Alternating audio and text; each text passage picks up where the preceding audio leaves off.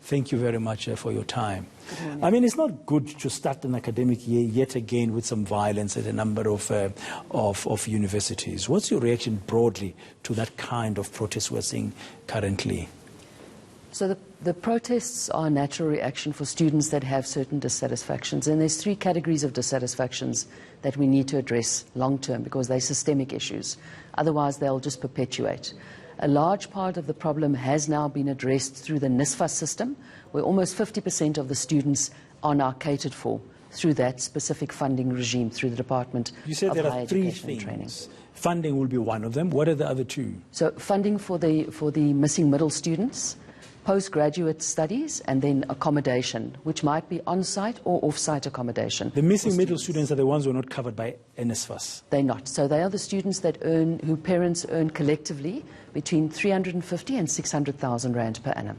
Now, what is their main issue? Is that they want to be supported like any other student, or is that they want their historic debt to be paid up? So it is exactly twofold, as you point out. The one is the historic debt, which is sitting at about 9 billion rand for these missing middle students. And also then the issue about how do they fund their studies going forward, because their debt is preventing them in many cases from then registering. But didn't the minister last week, Bladen Monday, announced that students who's got historic debt must not be disadvantaged, they must be allowed to register? So NSFAS students that have historic debt sign an acknowledgement of debt, and they are then allowed to register. But the missing middle students are not afforded the same opportunity. So for some institutions, each one has their own credit policy. They might require these students to pay a registration fee, and some of them have specified that these students must pay 15% of their historic debt or make arrangement to pay this monthly. And this has caused great unhappiness with the students. And hence we're seeing this protest. So the bulk of the students who will be on protest, in your view, are the missing middle ones because of the reasons you've just given?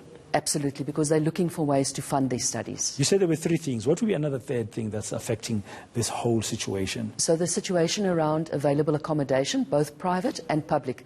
We must remember that universities, that the NSFAS students, their accommodation is paid for by the department. So obviously the missing middle students, their accommodation is not paid for, but also universities are struggling with enough beds to be made available. So this is why they've gone into arrangements with private institutions that provide these beds. So NSFAS students, they get funded for their accommodation through that program. Missing middle students, they don't get funded at all except by their own pocket, and that's where the pressure is coming from, and also the capacity of accommodation of the universities is also a big challenge. A big challenge. So the NSFAS students, obviously, as they want to do their postgraduate studies, this also is an issue that is coming to the fore. But what can universities do? I mean, what can you possibly do to alleviate accommodation headaches? So infrastructure development needs to happen, but we must be realistic. These are systemic issues, and it's going to take time to address because it costs money. And 50% of university income comes from NSFAS students. The rest is raised through various mechanisms, through students paying fees, through donors, and so forth. But now you need capital to invest, to build new infrastructure. Are universities capable of doing that on their own, or does the government have to come to the party? The government is helping tremendously, and this is why we're also seeing a lot of public-private partnerships where universities are accrediting private institutions that offer accommodation.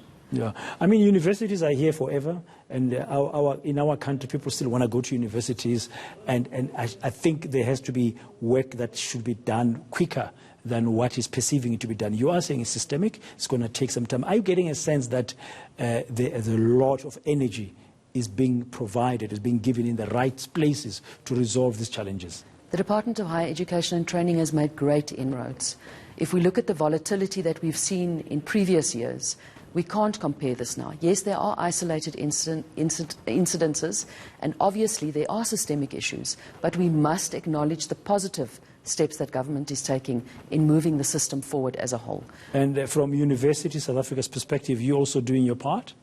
We are doing our part, and we are meeting with the trade unions that represent the unions that represent the students. We are also meeting with the Department of Higher Education and Training, and unequivocally all of us have put out a statement to state that we will not support any violence, any destruction of infrastructure, because we must look at the future. We can't destroy infrastructure because the children of the future will not have a place to study if this is the stance that we take. I mean, students always say they do that protest, and of course sometimes it leads into violence because nobody's listening. Are you, as University of South Africa and other stakeholders that you are engaging with, really listening to the students?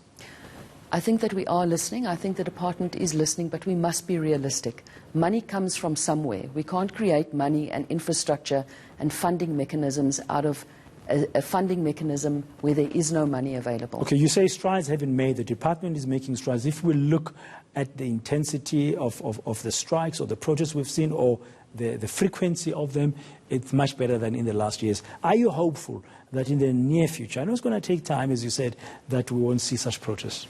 I'm very hopeful because the department is working hard on finding a funding mechanism for the missing middle students. We are engaged in meetings with them all the time. The portfolio committee is working extremely hard with all stakeholders to see how we can resolve this issue. There is a real and committed effort from not only the University of South Africa, but from the government as well as from the student unions, so that we can find solutions that are implementable but also address long-term systemic issues. Thank you very much. That's Linda Meyer, Director for Operations and Sector Support at Universities South Africa.